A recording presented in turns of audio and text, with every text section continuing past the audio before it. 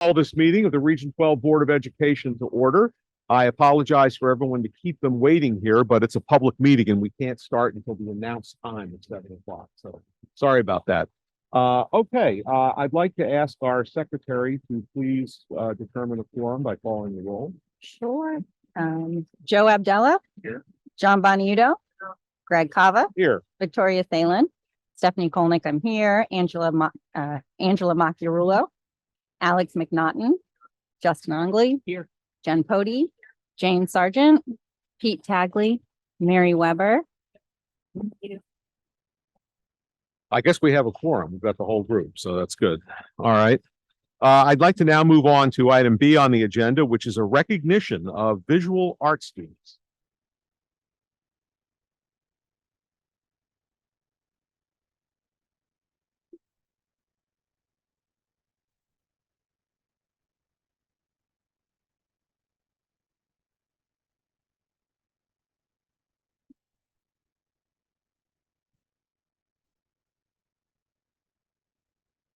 All right. Well, thank you very much for joining us tonight.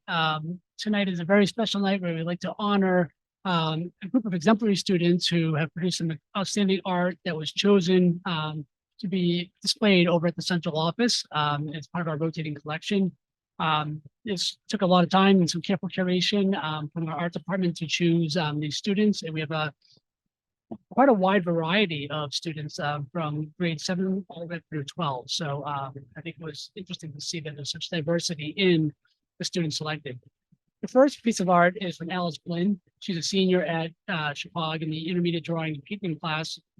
Her marker drawing was a summative assignment in a unit that sought to explore perspective through mark making techniques. And so for her beautiful artwork and dedication to the craft, Alice Blinn is being honored tonight. Alice.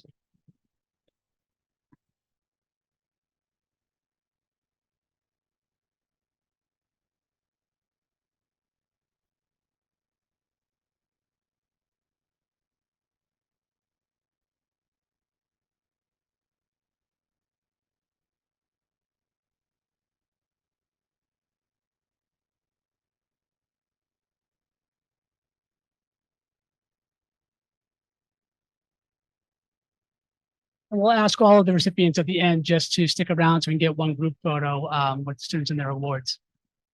The next recipient is Madeline Gorbecki. She's a 7th grader at Chippewa. Her raised relief oil pastel drawing was a summer project in a unit that explored experiments with techniques of printmaking, balance, and pastel blending. Madeline, I'm proud to have your artwork over at my office at the central office. I think it's a good piece. So please come on up, Madeline, and receive your award.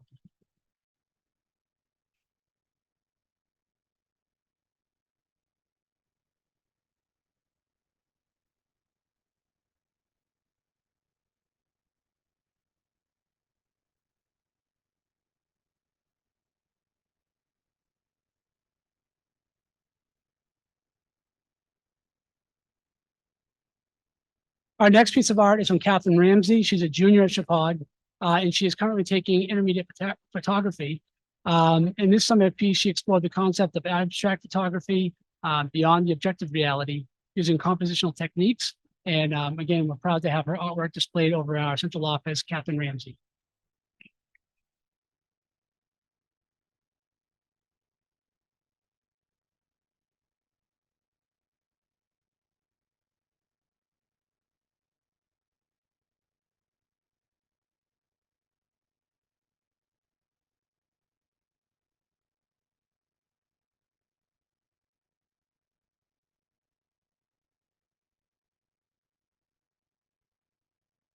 Our next recipient is a freshman who's a student at Chippewa Valley School and has taken Introduction to Sculpture and Ceramics.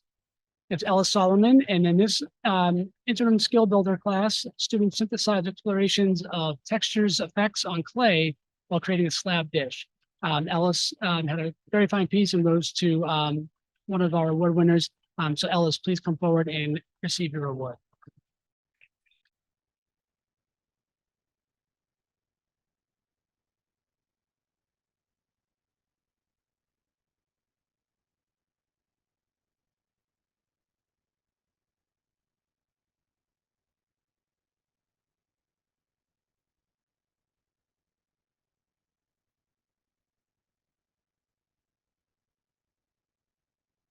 And our final recipient tonight is Maddox Legensky. He's a senior at Chippewa in the Introduction to Drawing and Printmaking class. Maddox made a pencil portrait as a summative assignment in a unit that was exploring black and white media and the techniques of visual storytelling. And so Maddox, your piece will probably be displayed over at central office. And it's one of the ones that I really smile every time I look at. So Maddox, thanks for your work and coming up and get your reward.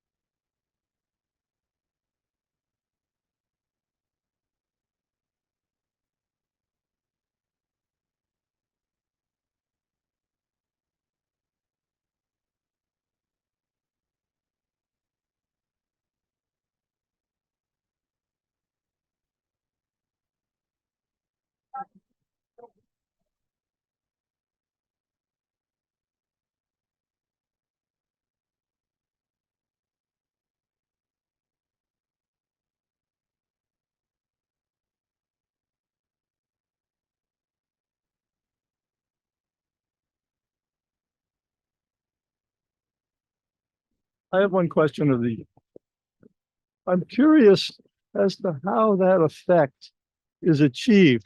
What is the process? I mean, I'm like a fish out of water when it comes to art or photography, but the picture. The guy, one of the artists told me that was the original.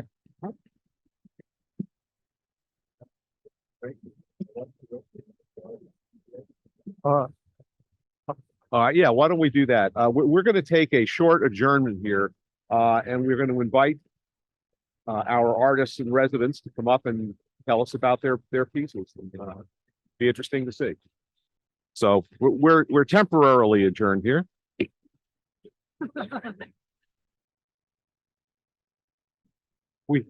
We thank you very much for sharing your art with us this evening. This has really been exciting, and I guess you've got maybe even some more out in the mall, so we'll have to go out there and look.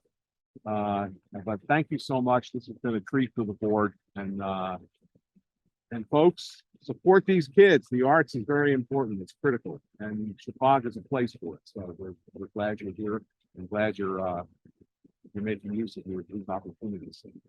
Okay, so I guess we need to get our meeting back onto the agenda. So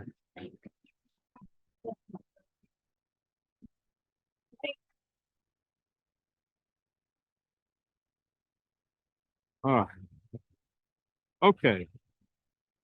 We will move on to public comment. Is there anyone from the public who would like to comment on any matter on this evening's agenda? I don't see any, so we'll move on to the consent agenda. Is there anyone that would like to take the minutes of the board meeting of October 16th off of the consent agenda for attention, or can they just go and be adopted? John? yes, on the October 1st enrollment data report by Dr. Mark,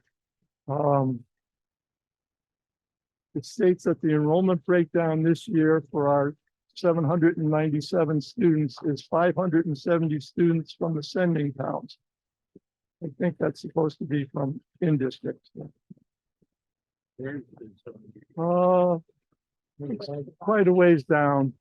October 1st enrollment data. Yeah, I'm looking for that. No big Actually, it's deal. not. I looked at the bottom, I didn't see it. Here it is. It's actually on page 4. So that's sort of bottomish.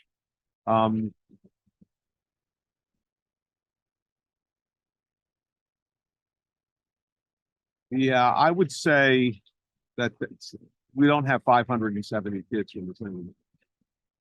So you are, good catch, John. Thank you very much. That should be corrected. Well, I don't know what it should be corrected to because. Well, I don't know if that, I'm not sure that tells the story.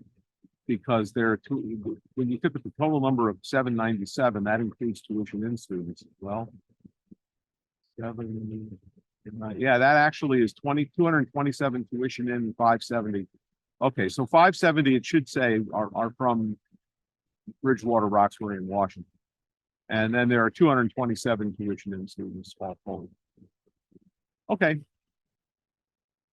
So with that correction, anything else? Is there a motion to approve the minutes as corrected? Is there a second?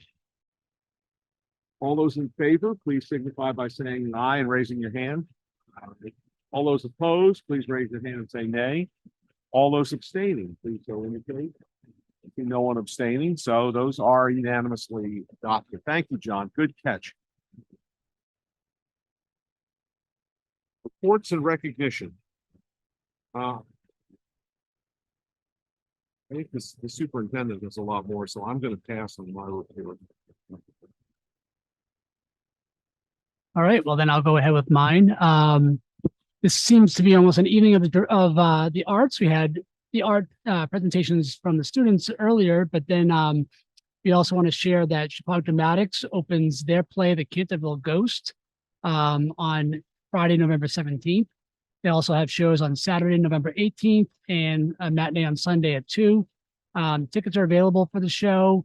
There are a couple different ways. One is you can call 860-717-2766, and you will leave a message with the spelling of your first and last name, your phone number, the number of tickets that you want, and the date and time of the show that you would like to attend.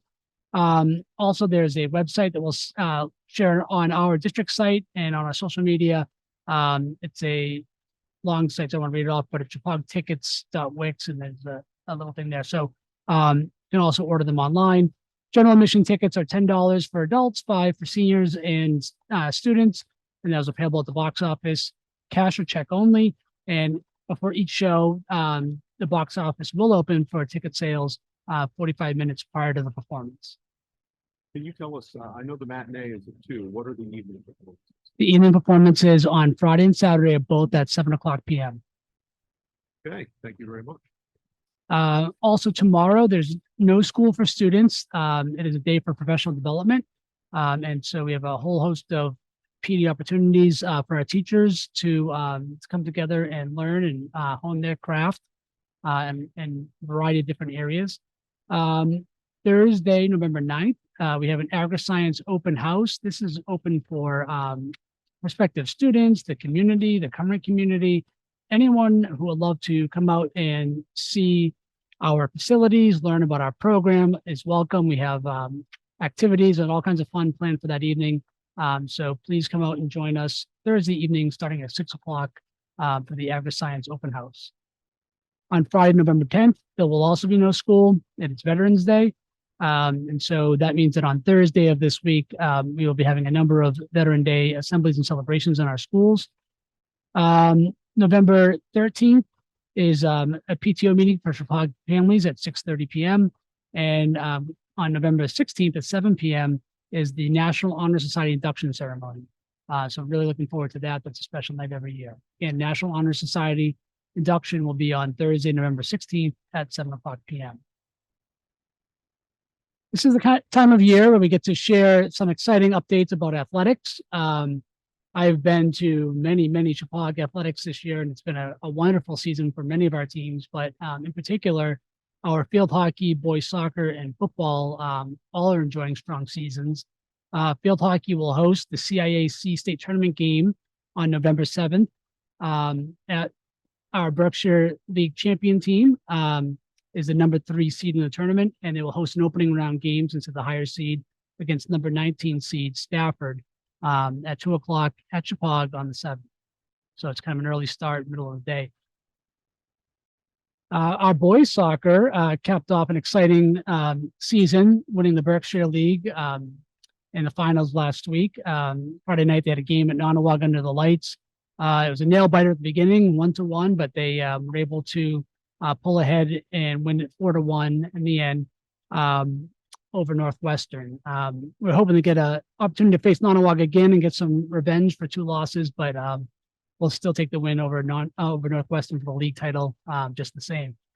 Next up, the team is the CIAC state tournament. We're going to be the number 2 seed in the small school division, and we will host the winner of a first round game between Innovation Academy and Wheeler, and we'll be the host on November 9th, and the time of that game is to be determined.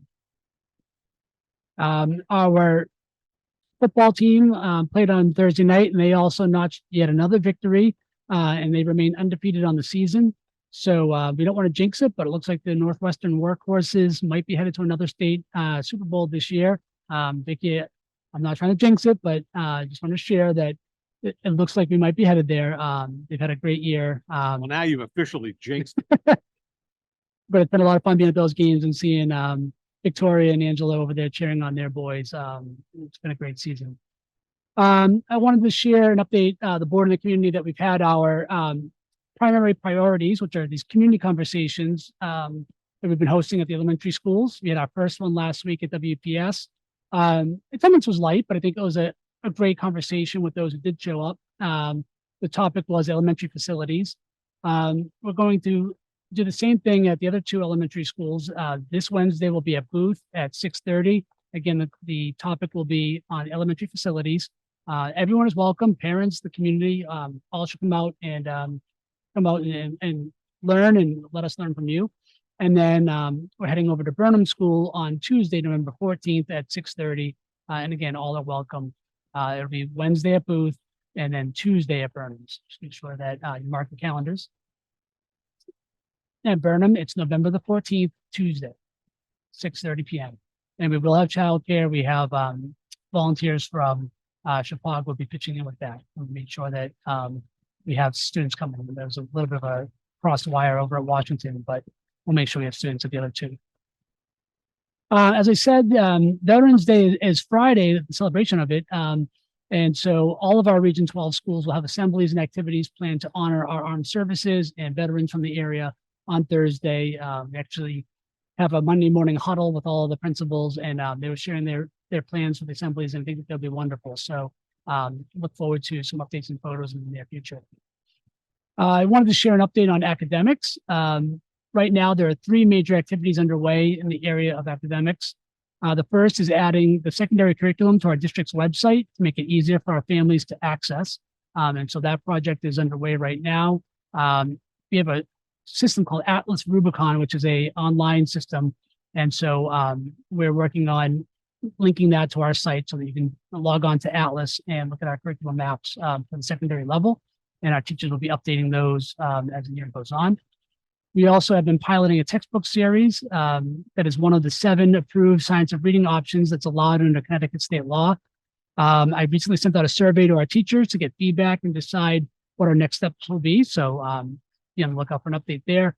And we have an upcoming presentation on student learning data that will be shared at our November 20th meeting, where Teresa DeBrito, Dr. DeBrito, will be coming to provide deeper analysis and some more context around our student learning data, and also share with us an action plan for improvement that the curriculum department is working on with SVS leadership to address our math performance at SVS. It's the most wonderful time of the year. And I don't mean the holidays, I mean budget season. And as we look to build our budget for the next school year, we're starting to hold preliminary budget discussions with all of our buildings and departments to start reviewing their needs for the 2024-2025, hard to believe, school year. And so we're starting that process right now. In fact, Nicole will be on a traveling road show tomorrow up here at SVS, talking to folks about their preliminary budgets and what the process will be. We're excited with streamlining some of our processes to make it easier and more transparent. And so I thank Nicole for the work on that. But again, there'll be lots of discussions in the future about the budget, but it is budget season. I want to share that on November 15th, it's a Wednesday, Our elementary schools will be strutting their stuff as we welcome families to come in and join us for Parent Visitation Day. We encourage all of our parents to visit their children's schools and explore the amazing learning opportunities that our schools provide firsthand. And so Parent Visitation Day will have lots of special lessons and learning activities for parents to come in, watch their kids, and even maybe participate in some of the classrooms. And I want to just close by offering a hearty congratulations to Matt Parachi. I'd like to personally commend him for being named, he's our athletic director, but he's been appointed to the Connecticut Association of Athletic Directors Board of Control for the 2023-2024 school year. And I recently received a letter that I would like to share with the board and the community. Bear with me, it's short. Just wait for it to open.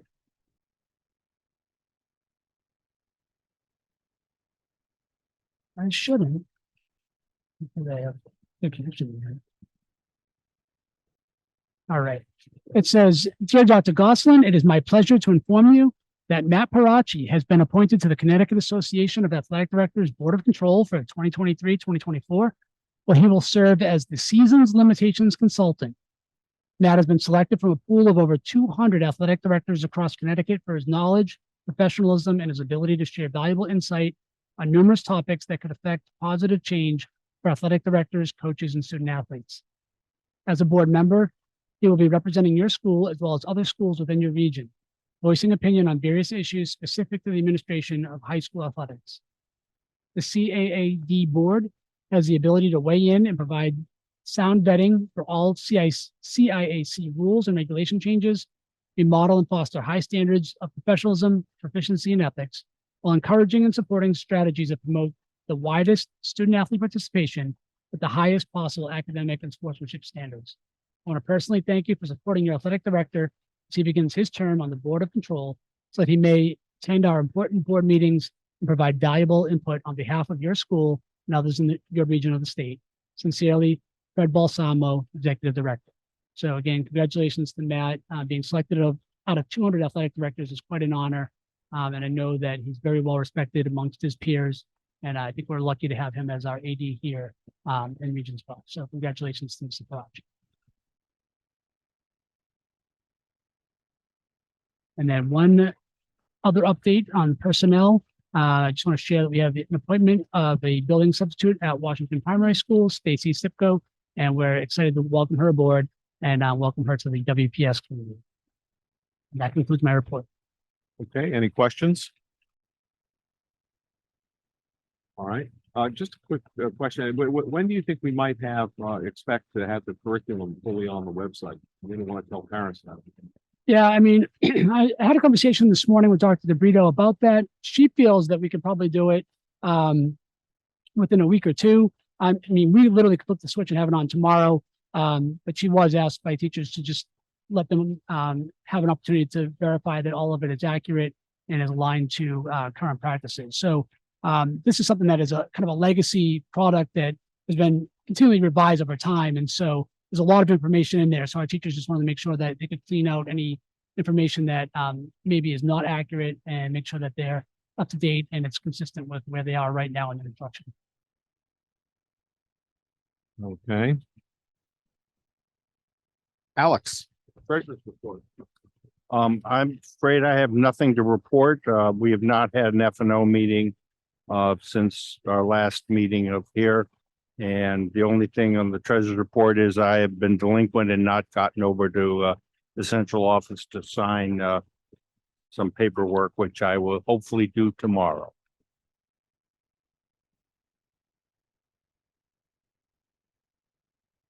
Okay. Thank you very much. Committee reports. We only have one docketed here. Jen, strategic and long range planning. Yes, we met earlier today to discuss the long range plan that Julie Stewart spearheaded last year. And so we're really in the process now of talking about adopting this plan by the board. But in order to do that, we think it's important to make sure that the board is informed of the process. And so we want to try to do a twofold, maybe have Dr. Lemons come to present either physically or by Zoom. to discuss the beginning process of how we collected the surveys and took the information. And then having the administration present how they took that information and personalized it for our region. So I think it's important that we try to adopt this as soon as possible, but we're just working on the schedule with Mark. Be able to see when Dr. Lemons is available and then we can present. Okay. We have no old business. We have no action items. So we'll go to H, new business and updates, and on the agenda is determine a cost schedule for selling livestock from the agri-science program.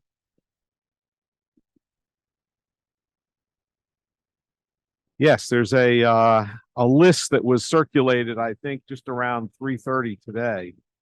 I don't know if you've had a chance to look at it. Who's going to explain this, Mark? Are you going to take us through it?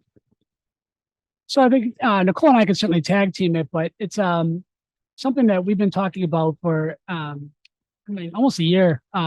We are lucky that we have such a great program over in the agri-science department, but what happens when we breed our animals is we end up with lots of offspring, and so we need to find sustainable ways and environmentally friendly and humane ways to help in our herd of animals here. We don't have space or all of them. So we really don't want to refer to this as a property disposal issue. I think we're talking about living animals. And so to us, something we want to do in a way that is far more sensitive and a way that is also educational for our students who may be working in future agri-science or agricultural professions and careers, thinking about how this process works. And so Nicole has reached out to the department and said, is it possible to come up with a pricing sheet so that if we were to sell these animals, we know what fair market cost would be. And our goal is to then use the funds from these sales to help offset the cost of our students from FFA attending nationals. Nicole, I don't know if there's anything that you want to add. I think that's the big gist of it. No, that which is that we did get it in the packet as soon as Ms. Barry got it to us. So that's why we didn't make it an action item, but we just wanted to talk about not just the pricing schedule, but the process, because usually the board would be involved if we're selling property that belongs to the school. But as Dr. Goslin said, we don't really view this so much as that kind of asset. So we wanted to be free to sell the livestock when we have interested buyers and when we have livestock that we do need to move off campus. And we have gotten quite a few inquiries from local people who are interested that to buy especially piglets when we do have them. So we wanted to be prepared and have a procedure set that the board has already approved instead of having to come to the board each time. All right, so this will be on the agenda for our next meeting as an action item. Correct. Any questions? I'm sorry, go ahead. So are we gonna get like kind of an idea of what that process looks like as far as marketing and as far as, I don't know exactly what that looks like. And it'll be under the ag department, like Tyler, I guess, would spearhead this. So Tyler and the agri-science teachers would spearhead it. I don't think that there's a need to market it. Right now, the demand is stronger than the supply. And it is, it's a community with a lot of word of mouth from the agri-science community, especially with our two different committees, our parents committee and our advisory committee. So it's a lot of word of mouth, and that when we have the animals that we do need to rehome, that we have people coming to us ready to buy them. So will Tyler be here at the next meeting then before we vote on it, just to so we understand what the selection process is? And I mean, I just feel like we are, maybe not intricately involved, but ultimately responsible. So Yeah, Well- we can have Tyler. Well, here's the question is if you've got demand that exceeds supply, are you going to do this as an auction?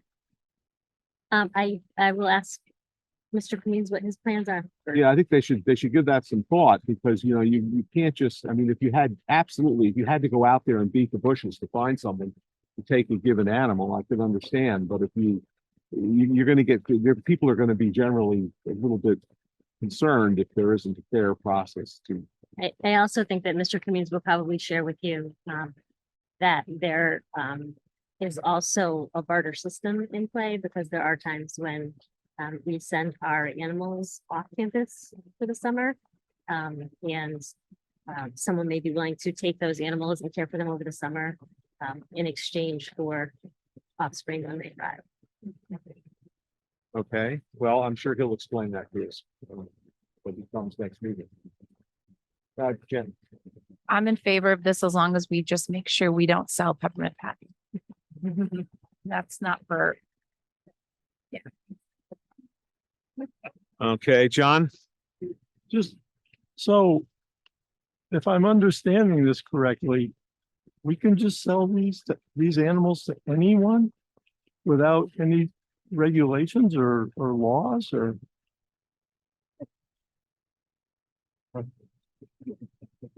Application, rehoming fee. As far as I know, yes. These are not pets, folks. I mean, they are, Yeah, I'm for it as long as the students have as much input as possible. I think it's an excellent opportunity, like Mark suggested, that the students become immersed in this and understand the whole from soup to nuts. okay. Anyone? Yes, it hasn't. Hasn't been offspring, hasn't been a problem. Okay. Yeah, we are now starting to fill up the barn, is basically the way it is. Something that hasn't been done before. Okay, other questions? Joe, Was there talk about an actual auction if there are so many people, interested? I don't know the real numbers. That's not how many people are interested. so Okay. We can definitely talk to Mr. Cornelius next time. Because that would be interesting to get the students involved in that and I mean, create, that's create an typically auction the way it's environment, done, right? in the think- business. I think with auctions, it's typically for cattle and horses, and I think that, there might be a lesser market for geckos and guinea pigs. Yeah, you're probably right about Yeah, that. but why not add them as special items, you know? Well, I just think that at the end of the day, we want to make sure that it's done in a fair, appropriate manner. This is a public body.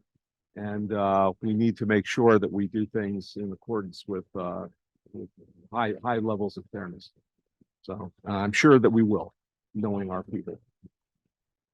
Okay, anything else? All right, yes. I'm sorry, I missed you.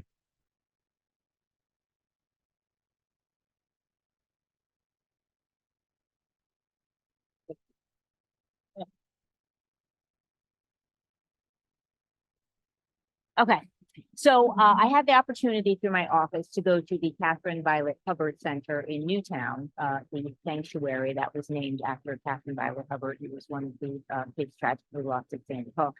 And the mom of Catherine and her partner said that they had spoken to Lori Rodriguez when she was the interim superintendent about partnering with us because Newtown is one of the sending schools to add.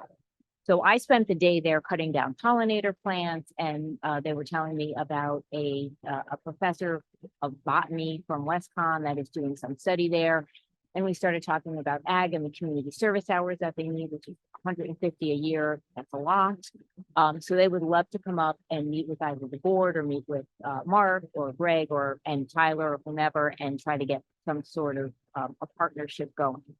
So they have a lot of opportunities. It's just a gorgeous setting and they have so many plans and they are just lovely people and so appreciative for the help. Oh, I really appreciate that, Angela. That sounds like a great idea. I would have them contact Mark. Okay, Yeah, just, maybe you can forward me the information, Angela. Sure. Thank you. I'll get that to you. Yeah, that's a great idea. Thank you for looking out for us. Appreciate that. Yes, definitely. Not to go too far back to the ag animals, but Nicole, is there a process or a way that we would deal with the proceeds from So the request, what line item?